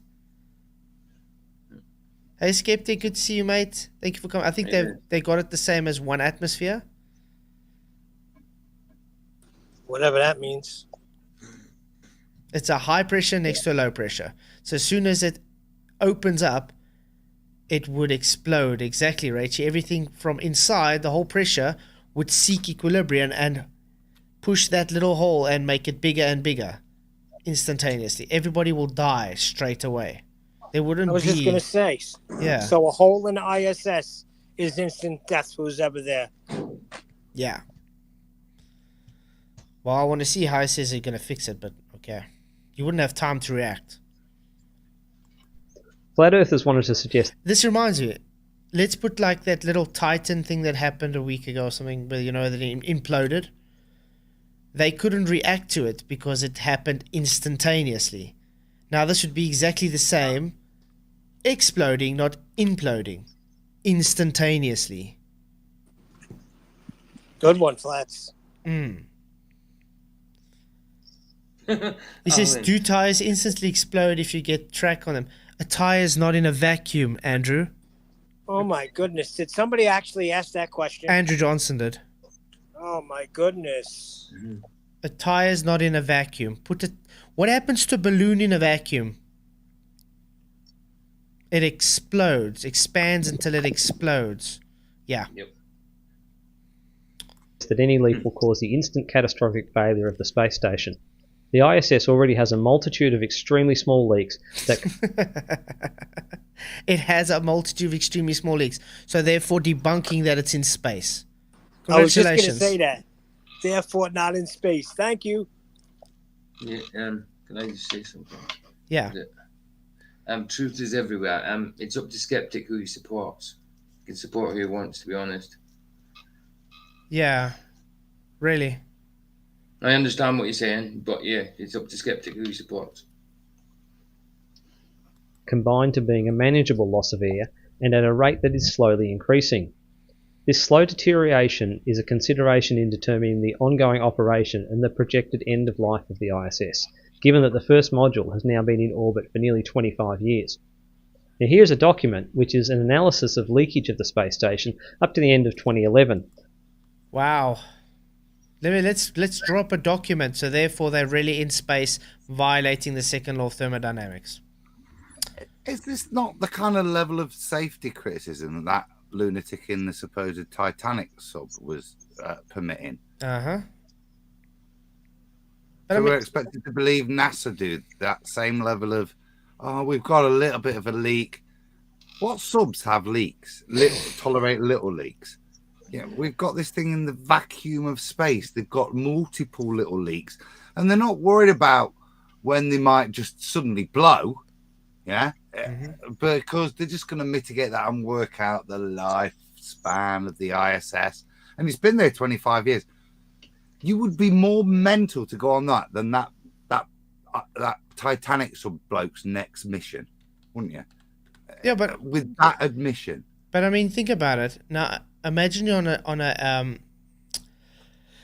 sorry, on a submarine. Okay, remember the pressure's pushing down on the submarine now because it's a high pressure out coming in. But if you're now in so-called a vacuum, you are the higher pressure pushing outwards. Everything inside is pushing outwards. Now, let's put it to logical, actual demonstrated facts. If you have a breach in a submarine, what happens? That little small bolt that comes out or whatever becomes a huge hole.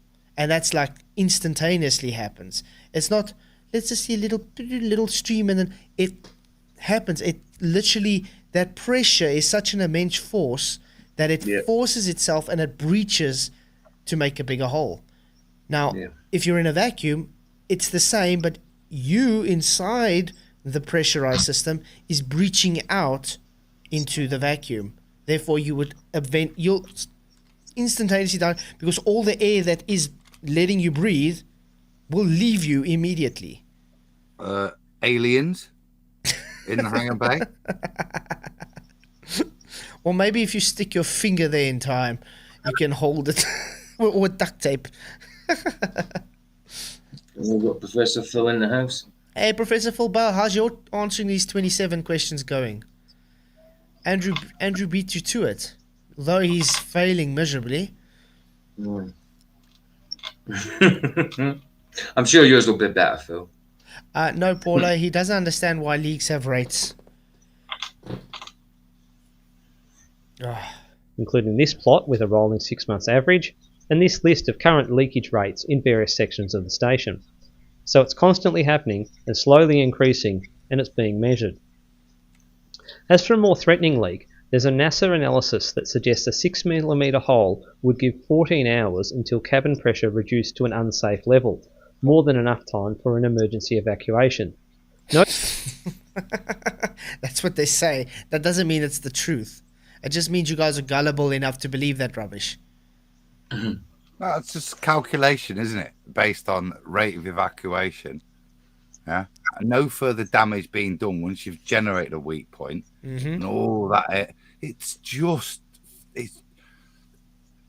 nonsensical, isn't it? Yeah. It's like pretending subs go, oh, we're all right. We've got a leak. We won't go to the surface because we've got hours yet. And back 25 years with this many leaks, we can keep going. You wouldn't do it. You go and get the leak fixed. You don't maintain, unless you're on some death-defying mission, these things. This is if this thing suddenly, if they do then suddenly take it down, so it exploded because of a leak, then the level of negligence that's just been admitted there is beyond belief, surely. It's crazy. I mean, what have they been doing for 25 years? If not at least fixing the leaks. Yeah, that would be like priority one, right? Like, exactly. Let's do the botany test of how the mating patterns of a beluga whale caviar happens in space. Let's do that second. Let's start with the leak. Let's do that first. Exactly. Just crazy. You would think that's so stupid. Yeah, you would think that's the first thing they want to fix. Instead, they keep trying to build extra compartments on, put an extra sun panel. I mean, they still can't explain to us how radiators are able to emit the heat outwards, which you require atmos around it to emit the heat. How does it transfer heat if it's got nothing to transfer it to? I mean, there's so much problems with the ISS that totally goes against anything logical, and yet there's people believe this nonsense. I like was leaking. that point, Blind Spot. Should we fix the leak or keep cultivating the space lettuce? That's crazy. Note that this depressurization timeframe doesn't factor in being able to close off sections of the station to isolate the leak. Question 11. Why do you need fake ISS and space footage if it is claimed to be real? Well, this is based on the assumption that the footage is fake, and the answer would be that they need to perpetuate the lie. But first, the footage needs to be proven to be fake. And this is the moment where I get to mention Simon Dan's challenge to level. Simon Dan's has been debunked thoroughly with this 50-minute eyes. Even I said, yeah, I debunked it by saying law of entropy. There we go. I don't have to watch 50 minutes of fake editing and cuts to get it. And by the way, Level Observer actually showed where they actually cut it. It was supposed to be a live broadcast. Yet he showed 3 places where they literally had jump cuts. Uh-oh. And he showed how hands went through the metal. And yeah, there's so much footage out there that shows it to be fake. Absolutely tons of it. So you couldn't go one day. Yeah, so you don't need to go and say, oh, you just have to prove it's fake. No, you are totally hand wave dismissing again. There is fake footage. It's been shown. It's been proven. The point is, why do they need to have fake footage if they really are where they claim to be? Simple as that. Sadly, that does mean that of all the things he's seen, he believes all of them to be correct. Mm-hmm. Which is really, even if you're a baller, a ridiculous position to take throughout history and time. Yeah. So is he totally denying it? All of them are, even that dodgy Russian one with the space helmet. Exactly. The first Disney one where they've got like a black background, they've just cut some stars and a moon shape and then put it up to a light. Was that one not fake? You know, this has been going out through history. I have no problem with you drawing a line, saying, no, today's ones are real. But really, you're claiming there's not been any faking? Mm-hmm. What about the Chinese moon visit? Wow, that's ridiculous, isn't it? Or how about Artemis 1? No. You have to be intellectually dishonest to even say that it's just assumptions. Wow. It's not just assumptions. Yeah, Paula pointing out Professor Phil Bauer's total lack of knowledge. Yeah, he says 10 to the 17 toys, only 14.7 psi difference. Crazy. Guys, by the way, the power's going off in 15 minutes. So we're going to have to do a 2-part series of this. Definitely. Nearly halfway through. Yeah. Okay, let's carry on. We're all wondering when Flatzoid is going to pick out all the fakery in the 50-minute ISS tour. Just saying it's fake. I don't have to. Go to Leo. Level of Observer. Did a great job. Yeah. He did. Yeah, he picked out 2 within. He didn't even watch the whole video, and he picked out 2 within 5 minutes. Yeah, I mean, I could do it as well, but I got better things to do than look at fake footage. Fake, because space is fake, isn't sufficient. You need to show that the footage isn't real. Already did. Question 12. Ha ha ha ha. This is going to be a good one. What is gravity, Andrew? What is gravity? Well, according to Wikipedia, gravity is a fundamental interaction which causes mutual attraction between all things with mass or energy. Done. Whoa. But Neil deGrasse Tyson says, what is gravity? We don't know. Because that's being more honest. You guys don't know what it is. Wikipedia doesn't know either. They can describe what it does and how it reacts to things, but if you ask what it is, no, don't know. Good to know where the authority you hold. Well, according to Wikipedia,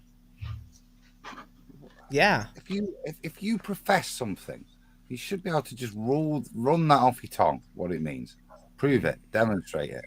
Not according to Wikipedia, and then give a vague description of nothingness. That's one of the weakest ones I've heard. That's their god. Mm-hmm. Big G, baby. Yeah. Yep. That's your thing. It's what holds and binds everything together, to quote Yoda, in your world. Yeah. Mm-hmm. You don't know. You have to go to Wikipedia and give a wishy-washy description. And it keeps changing. Gravity keeps changing. They don't know what it is, so it keeps changing. But I'm glad you say Wiki says what gravity is. Okay, so according to Wiki, then Einstein's wrong. You might want to go tell everybody that, sorry, Einstein had it wrong. Question 13. What is the cause of gravity? Oh, No. This is why I did it in this specific order, because I knew what the answers would be. Just bear with me. Okay. That's why I did it for a reason. Because if they make a claim what gravity is, when they say what's the cause of gravity, well, 10 out of Yeah. 10 they're going to contradict themselves. Guaranteed. Classical physics, gravity is just an observed phenomenon. There's no explanation given for what causes it.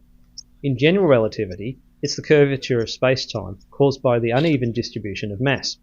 Why the uneven distribution of mass causes space-time to curve is not known.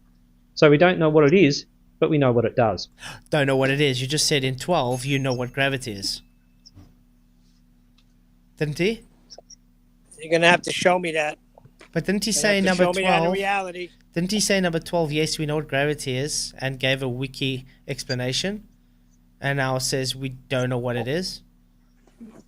Can you replay his question 12 answer?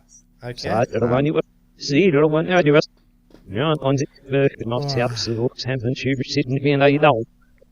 He makes more sense when he's talking backwards. I was going to say, you've got to tell us. That's the bending of space-time, Neil. Good one. I thought the Danish lads were back. He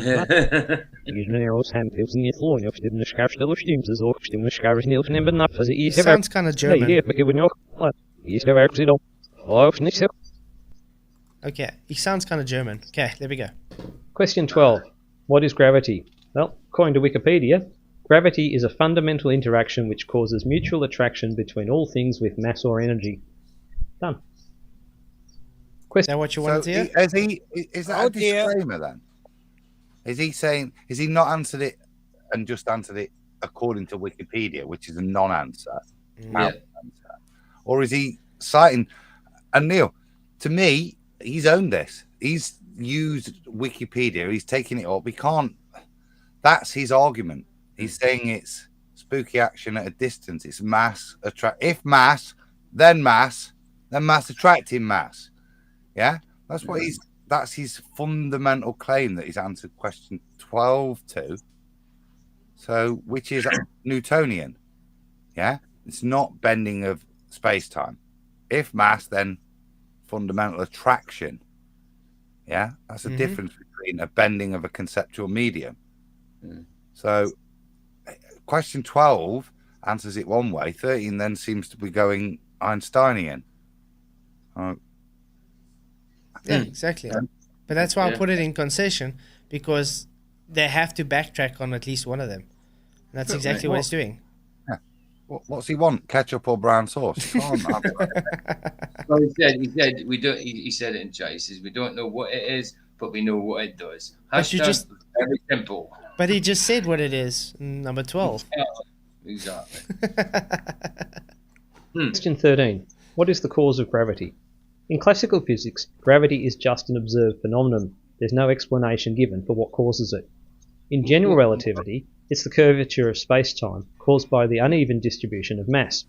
Why the uneven distribution of mass causes space-time to curve is not known. So we don't know what it is, but we know what it does. Question. Yeah, they're very specific. So contradictory answers there. As wishy-washy as they were, they are fundamentally contradictory. Exactly. I think that's going to be the last question we can do, guys, and they're going to have to, unfortunately, give closing statements and stuff, because power's going off at 11, which sucks. So we'll probably do part 2 tomorrow night. Yay. And I'm enjoying this. I really like these questions. Good. It is good. It is good. We should do 14. more of these. Why is there no scientific hypothesis for gravity if it's claimed to be scientific? Is this asking about the cause of gravity or the effect of gravity? The fact he just asked that shows he doesn't know what a scientific hypothesis means. It's very specific. Why is there no scientific hypothesis for gravity if it's claimed to be scientific? Now it's asking, are you asking for the cause? No shit, Sherlock. That's what hypothesis is there for. To figure out the cause for the effect. Are you going to, want to need to know about... Is that real? Replay that. Just replay that. Okay, let's go to where he says the question. Okay. Question 14. Why is there no scientific hypothesis for gravity if it's claimed to be scientific? Is this asking about the cause of gravity or the effect of gravity? For the cause, see question 13. For the effect, is the question really asking whether gravity can be tested? Well, of course it can. given that, in a Newtonian context, the attractive force caused by gravity is related to mass and the distance between masses, a hypothesis would be that varying the mass and or the distance between the masses in an experiment would vary the force produced. It's very simple. So therefore not a cause. So mass attracts mass. Yeah. That's what he's saying? No, but you understand, what's the cause of gravity? He's giving a cause for changing distance or mass. He's not giving a cause for gravity. Right. If mass and This mass- question is prefaced in claim to be scientific. Mm-hmm. So what does science do? It distinguishes the cause of an effect. Now, he seems to be claiming that the cause is mass attracting mass. The cause is the bending of space-time. The effect is mass attracting mass. Yeah, so the cause is Einstein. The effect is Newton's description. They're two very different things. You can't have that. They're It's fundamentally just a fault. different. They're Yeah. totally fundamentally different. And but more fundamentally, he doesn't understand, as you said at the beginning, Flatzoid, the scientific method. That is to elucidate a cause for the effect. Yes. Exactly. Oh, wow. But yeah, That's a good place to leave it. That complete Yeah. dumb fuckery and lack of understanding of the scientific method. yeah, so I guess we'll have to do closing statements then. Well, good try. No, I appreciate him trying. I mean, at least he gave it a go. Still waiting for Phil's, but I think he failed in a lot of them. Pretty I much swore everyone. it, didn't I, PJ? I'm sorry about that, everyone. I apologise. What, you swore? Yeah. That's terrible, Adam. No Man. stress. You should Wow. chastise yourself. Ban him! At the end of the show, you should go to your room and chastise yourself, man. Hold on. I'm gonna Let go me get ask you a question. Big So- bit of birch, and I'll deal with myself later, PJ. So that guy, if he went on to go, would it turn out to be if mass then mass? Yeah. Yeah. Oh boy. But I mean, very specific. If the globe for gravity is claimed to be scientific, correct? Why is there no scientific hypothesis ever for gravity? And he said it could be tested. There's no observed phenomenon, is there? No. Nope. And that's the first step, is observe the natural phenomena. Yeah. Exactly. But yeah, wow. Yeah, we'll do part 2 tomorrow night. I'm looking forward to that. Good to see 60 people watching, by the way. Yeah, It's a definitely. good healthy number. And a few people in voice as well. It's good. So the poll ended with, after 51 votes, Andrew tried at least. Yes, he did, but failed as expected, 61%. Yes, he tried, but did okay, I guess, 6%. Yes, he tried, but did well. Joke, 33%. 33, no doubt. Hi, Pedro. Sorry, mate. We're just about to end. So it came a bit late. But yeah, tomorrow night we'll be doing part 2 of this. Really looking forward to it. So I really got to end now. So yeah. Any last Hold on. words? So tomorrow night's your day off. Night off. No, remember, I'm streaming again tomorrow night. Because Oh. I didn't stream the weekend. Right. Okay. Yeah. And Well, thanks for having me, Flatzoid. It's been fun. you Appreciate can it. come anytime. It's always a pleasure having you, mate. And I do enjoy streaming, guys. I said it felt so empty not streaming this last weekend. Wait, who was that was just speaking? The blind Man, spot. blind Blind The blind spot, Neil. Thanks, How man. is he going to come if Adam is sent him to the other side? Look, the quest is almost over, Neil. Tomorrow night, yeah, it will be unveiled on QE Live, won't it? So no more will I send him into the wilderness and ask him to return with wisdom. God for that. I've been tempted, Neil. I've been tempted. The dark side is alluring and seductive. Well, Neil's got to be ready in case you come back with a coherent argument because he's going to debate you. As far That's as I'm right. aware. That's right. Yeah, that's correct. Listen, it may be quicker, easier, more seductive. All right, Shatner. Okay, cheers, guys. Thanks, That guys. was Yoda.